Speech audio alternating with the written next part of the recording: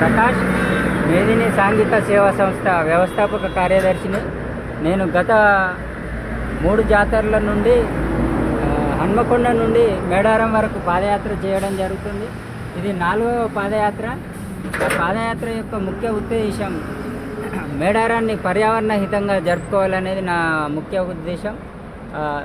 మేడారంకు వచ్చే భక్తులంతా కూడా సింగిల్ యూజ్ ప్లాస్టిక్ను ఎక్కువగా వాడుతున్నారు. అక్కడ భోజనాలు చేయడానికి కావచ్చు, వాటర్ తాగడానికి కావచ్చు, ఇంకా వివిధ రకాలుగా సబ్బులకు, షాంపులకు, చెప్పులకు, దుస్తుల కోసం ఒక్కొక్క కవర్ బ్యాగ్ను వాడుతున్నారు. అంటే సుమారుగా 1 కోటికి పైగా వచ్చే జాతరలో అంటే రోజుకు 1 కోటి ఇంటూ 4 వేసుకున్నా కానీ 4 క్యారీ బ్యాగులు, అట్లా ఒక 4 కోట్ల వరకు రోజు చొప్పున ప్లాస్టిక్ అక్కడ వ్యర్థాలు వేయడం జరుగుతుంది. అంతేకాకుండా తిన్న తర్వాత అడవి లోపలికి పోయి తినుకుంటూ అక్కడే పడేస్తున్నారు. కనీసం చెత్త కుండీలలో కూడా వేయట్లేదు. ఆ చెత్త కుండీలలో వేస్తేనన్నా ఈ మున్సిపాలిటీ అధికారులు మున్సిపాలిటీ కార్మికులు కావచ్చు, లేకపోతే కొంతమంది వాలంటీర్లు కావచ్చు, కొంతవరకు తీయడానికి అవకాశం ఉంటుంది. కాబట్టి ముందే మనం మన ఇంటిని అయితే ఎలా శుభ్రపరచుకుంటామో అడవిని కూడా అదే విధంగా ఉంచితే ఈ సమస్య రాదని నేను చెప్తున్నా. కాబట్టి మనం అందరం కూడా కొంచెం స్పృహతోని, పర్యావరణ స్పృహతోని అక్కడున్న మేడారాన్ని కలుషితం చేయొద్దని కోరుకుంటున్నా. అంతేకాకుండా అక్కడ ఉన్న వనాలకు, వన్యప్రాణులకు తీవ్ర నష్టం జరుగుతుంది. ఈ నష్టాన్ని భర్తీ చేయాలంటే మనం చేయాల్సిందల్లా ఒక్కటే, ప్లాస్టిక్ను వాడొద్దు, అక్కడ ఉన్న కలపను కానీ కొట్టొద్దు, ఆచారం కోసమో లేదా గుడారాల కోసమో అక్కడి వన సంపదను నాశనం చేయొద్దు అనేది నేను కోరుకుంటున్నాను. అంతకుముందుకు అక్కడ పులి ఉండేది, ఆ పులి ఇప్పుడు లేకుండా పోయింది. ఎందుకంటే ఈ విధంగా పర్యావరణ నష్టం జరుగుతుంది.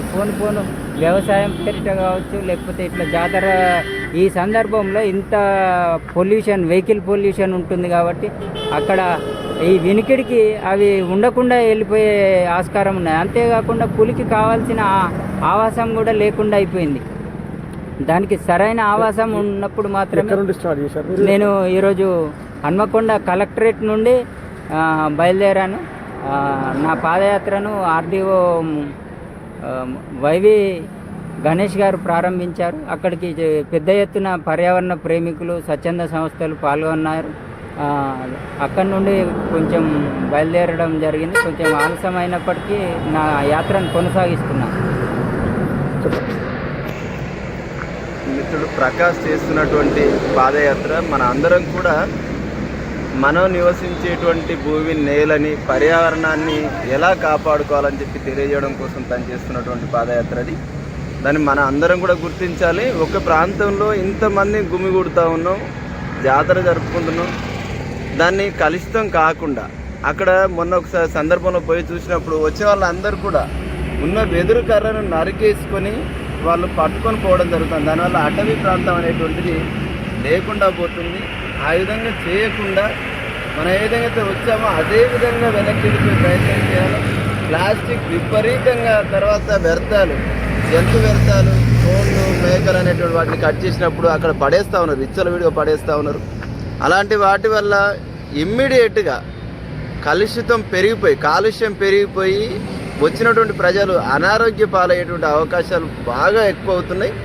సో అట్లా కాకుండా మళ్ళీ ప్లాస్టిక్ ఒకవేళ ఉన్నట్టయితే వాళ్ళతో పాటు వెనక్కి, అదే వెహికల్లో వెనక్కి తీసుకెళ్ళి ఎక్కడో ఒక దగ్గర డస్ట్బిన్లో ఎక్కడ పడేసినట్టయితే ఒకే దగ్గర ఉన్నటువంటి సమూహంలో వ్యర్థాలు కానీ ఈ కలుషితాలు కానీ గుమిగూడకుండా ఒక చోట్ల పడకుండా ఉంటాయి. దానివల్ల కొంత పర్యావరణాన్ని ప్రొటెక్ట్ చేసుకోగలుగుతాం.